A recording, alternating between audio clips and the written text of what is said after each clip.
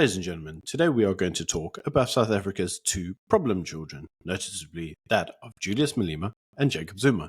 But before we get on to the main news stories, if I can yet again remind you, please subscribe to the channel, click the bell icon, and if you'd like to support the work that I do here, you're welcome to buy me a coffee. The link is in the description box below. So let's get on to it. So let's go on to the first news story. So Jacob Zuma's been finally expelled from the ANC. Well, we're not really sure if he has been finally expelled from the ANC because Jacob Zuma, who's very fond of litigation, may still take the matter to the courts. Because apparently the courts have a decision to play. I'm not terribly sure.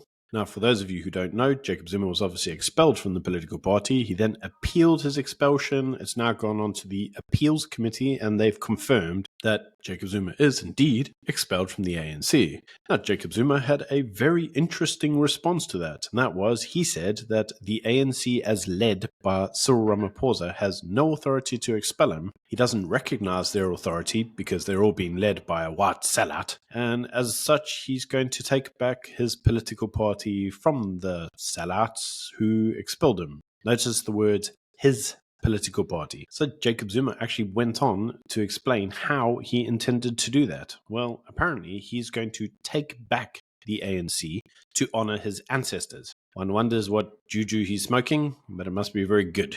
Because apparently he says that he's going to unite, quote unquote, all black parties underneath the MK banner. He's going to recapture leadership, which has deviated from the leadership of the ancestors, and that he's then going to take over the ANC. Because everybody who leads the ANC is quote-unquote a sellout. Now, as part of his reverse-engineered takeover of the ANC, he said that he actually needed to retain his ANC membership, so that when he was big enough and he wanted to basically gobble them up, he could say, well, I'm still a member of the ANC, so you see all these black bodies I got over here? I'll just merge them with you and you'll be like dominant again. And I can do that because I'm an ANC member, but he's not an ANC member because he got expelled. So unfortunately, this is a bit of spanner in Zuma's works. Very interestingly, he says the very problem with the ANC under Cyril Ramaphosa is it's not radical enough. It didn't expropriate all the land, even though Cyril Ramaphosa has signed the expropriation bill and tabled an act in Parliament to amend the Constitution to allow expropriation without compensation, which Jacob Zuma never did. He talks like he was never in office, but he was in office for 2 terms, where he actually had the numbers to actually get a constitutional change, but he never tabled the bills. Talked about it, but he never tabled them.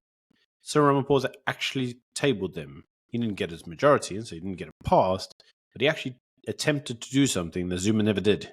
But apparently that makes him a sellout. Interestingly enough, according to Jacob Zuma, this was actually the will of the late Nelson Mandela. Apparently Nelson Mandela also wanted the land restored in all its forms. He wanted to expropriate it without all compensation.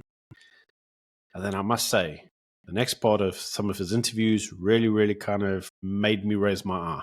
Because in the article entitled In Cloud Zumaland, which recounted Jacob Zuma's interview with the Times Live, Jacob Zuma himself had the following to say. I don't understand this business of black and white brothers, mothers and fathers, sisters coming together because they, white people, are free and we are not free. It is said that we are free, but we are not free. He further went on to say that the DA is a white party and that black people should not vote for a white party and that they should vote for a black party, specifically the MK party. He says that no black party should be working with white parties, specifically the Freedom Front Plus or the DA, because, and I quote, that was not what Nelson Mandela and whoever else in the ANC would have expected to happen. So yes, the man who preached nation building wouldn't have preached siding with white people, even though he did create a government of national unity in 94 that involved the very people who put him in jail, the National Party.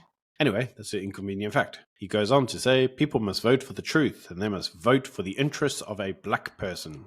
Yeah, this goes on and on like this. There is numerous anti-white statements that he comes out with in numerous formats. He basically says that, according to him, we're back in like 1950 where South Africa is ruled by the Nats and he's the liberation leader. And as the liberation leader, he's going to drive all the whites into the ocean. And by doing that, he will then get the ANC back. And individuals in the past have commented that Jacob Zuma is a very dangerous individual. And actually he is. He's an incredibly dangerous individual because a lot of people still listen to him and think that somehow he has something of value to say. Many of the very things that he pretends to say they're against the beliefs of the Freedom Charter and the very constitution that he helped to shape. But you see now they're inconvenient facts. He originally didn't like parliamentary supremacy. It was parliamentary supremacy underneath the Nats that basically had the ANC banned in the first place. Because once you get a certain figure, you get mob rule. And mob rule doesn't care what's right or wrong, just cares what the mob wants. That's why they enacted a constitution in the first place, so that they could never have a return to parliamentary supremacy, which may or may not suppress the black majority, or, in this case, the white minority. In fact, it would never be repressive. It would be a free country for all. That's what Nelson Mandela espoused. But according to Jacob Zuma, that's not what he wants. What he actually wants is a return to parliamentary supremacy, because then he can make any law he wants, and no court can overturn it.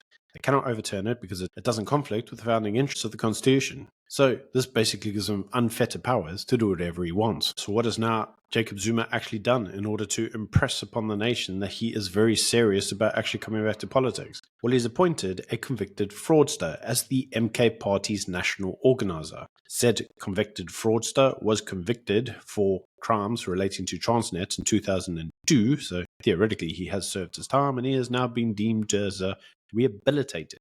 But nothing says I take my task seriously than the corruption accused Jacob Zuma appointing former corruption people who have been convicted of fraud. You can see how this goes. Because this story actually goes then a little bit further into the story of the EFF, specifically that the EFF are due to have a selective conference. And unfortunately, due to that, Julius Malema has been in the news quite a bit about, what's the future of the EFF, specifically given the departure of high-ranking individuals in the EFF that have departed to go work with the MK Party. So let's start off with the first one. Obviously, we all know Floyd Shivambu, and Floyd Shivambu said that the reason or rationale for going to the MK Party and working with Jacob Zuma, corruption accused Jacob Zuma, is that he had been misled by the media about who Jacob Zuma was, and I did that in a video.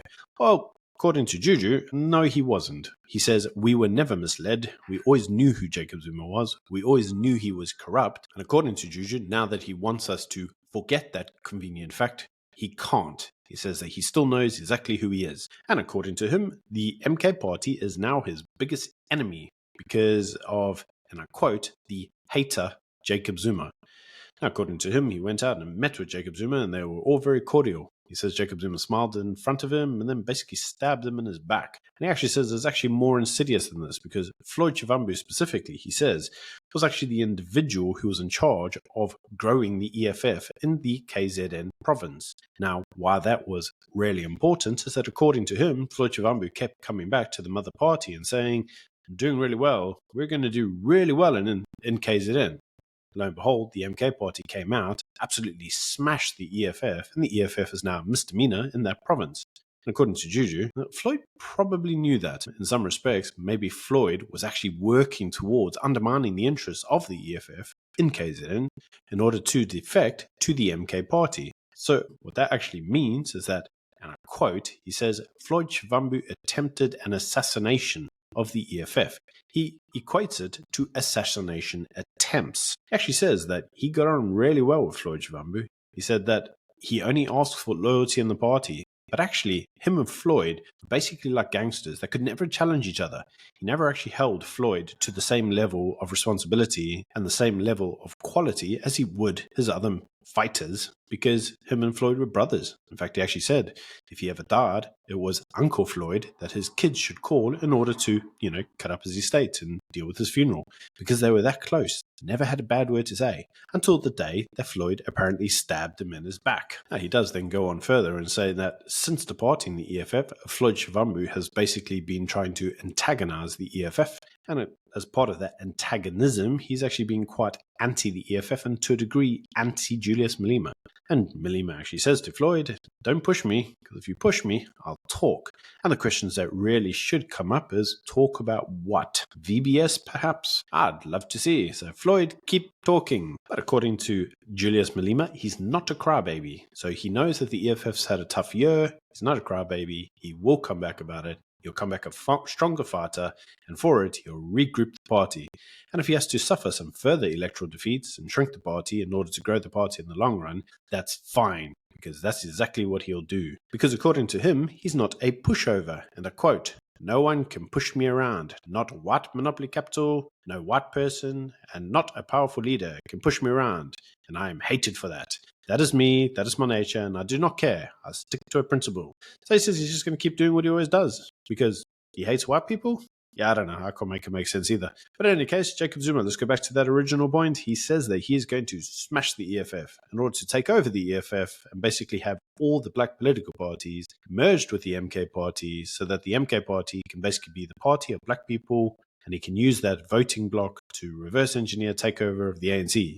But I'm not sure how all the black parties feel about that, because I'm pretty sure a lot of them don't actually want to be subject to a corporate takeover by a larger entity that has hostile intentions. But anyway, that's just my views. You can let me know what you think in the comment section below. Is Julius Malema really on his last legs? And is Jacob Zuma just potty as all hell? I think he's potty as all hell. You can let me know. In any case, until tomorrow, bye.